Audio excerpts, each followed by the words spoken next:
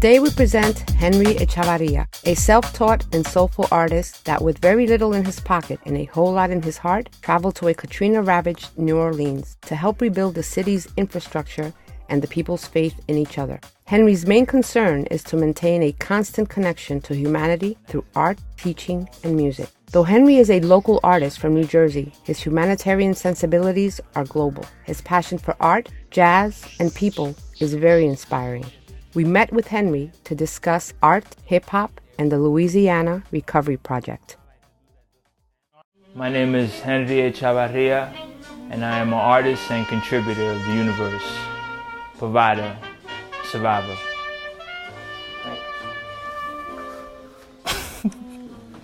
That's so funny, man. I guess if there's anything that's timeless, it's human expression, you know? Human expression is something that is seen every day, but some of us are in a rush, so we bypass it, you know? There's a horrifying beauty, but behind that horrifying beauty, there's a great masterpiece, you know? And just like every myth of time, you know, you got the beast that eventually becomes a prince, but during all that he goes through a lot of hardship, and I guess those are the circumstances I face in the 21st century as an artist. The great thing about art is that when everybody lives in that void of running here and running there 24 hours a day, 7 days a week, being watched and being harassed, made to work, we give everybody the pleasure to step back and look at life for what it really is, you know?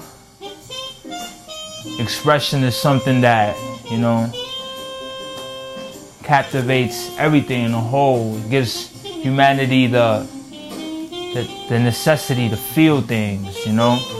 And that's what I think art is to me, you know? Like, whether it be music, you know, ballet, singing, you know, all forms of art. It's just that one moment to stop and say, this is a human being that has devoted himself to the inner workings that compose who he is.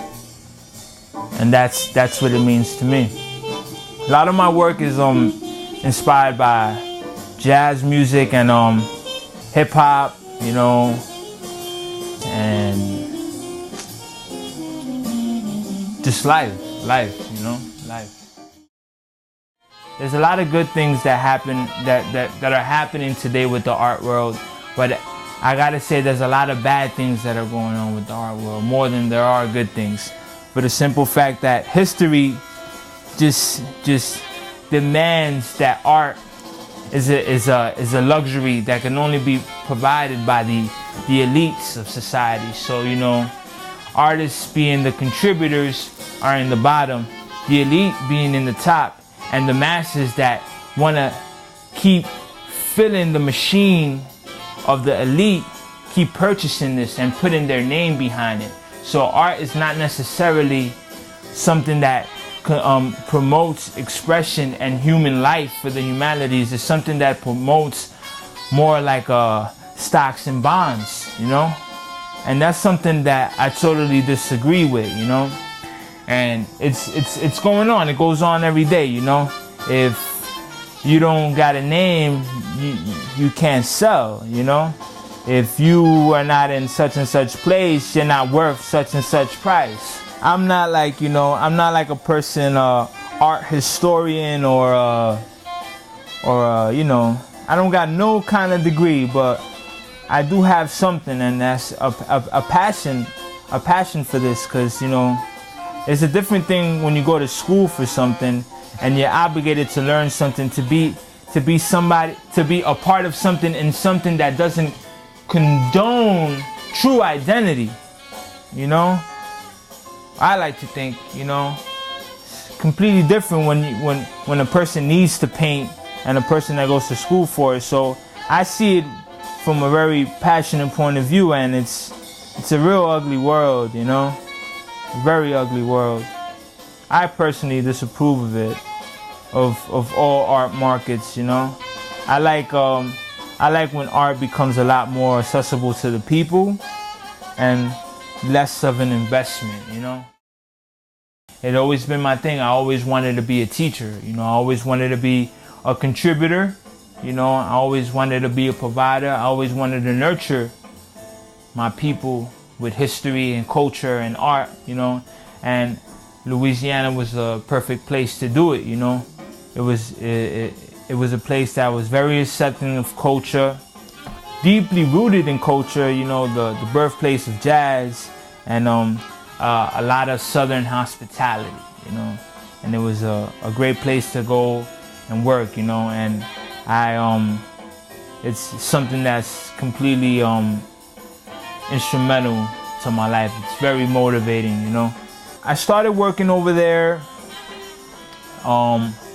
during the day as a contractor for a recovery project, the United States Recovery Project in New Orleans. And eventually the director of the program seen my credentials, that I was an artist and stuff like that, and he's just like, we want to get this art program going, you know. So eventually, you know, it came that I was you know, asked to start working on some art projects.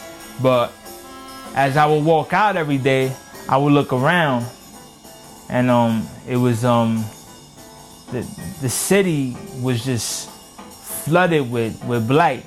Started working on art projects, but you know, you got to think about it. I'm a person that grew up in the city, you know, hip hop, you know, nurtured my culture. You know, I went to the Harlem Street Academy in Harlem. You know, I'm coming from a very strong foundation, deeply rooted in culture, with ethics that have to be presented in a very strict way. So people weren't really responding to me the way I wanted them to, you know. I thought about these artists in Detroit that they were working on blighted and abandoned houses down there, and I looked around New Orleans and I was just like, damn, this would be real good.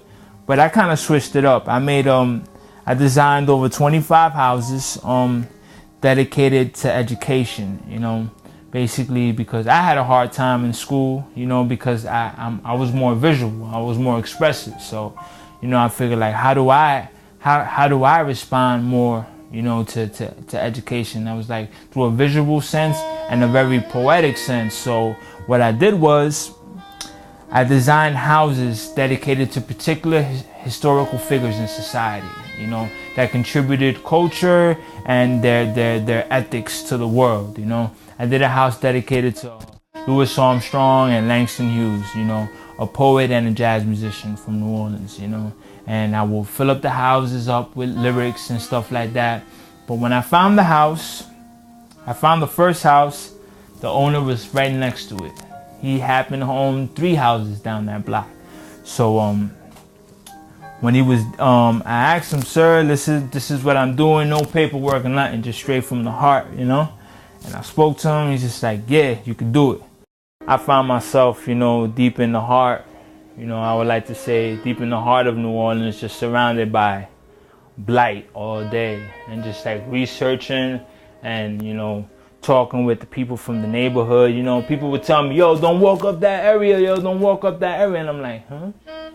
So I'm like, what's up that area, you know? And when I walk up that area, it's just like, it's full with just beautiful people, you know? And these are the people that made history, you know. These are, you know, you're walking up the block and right next door, oh, this guy's he's an Indian, you know. It's like, oh, he's a Mardi Gras Indian, wow, you know. And it's just like all these people here, and it's just like, why not walk up there, you know what I'm saying? So I finally realized what was going on.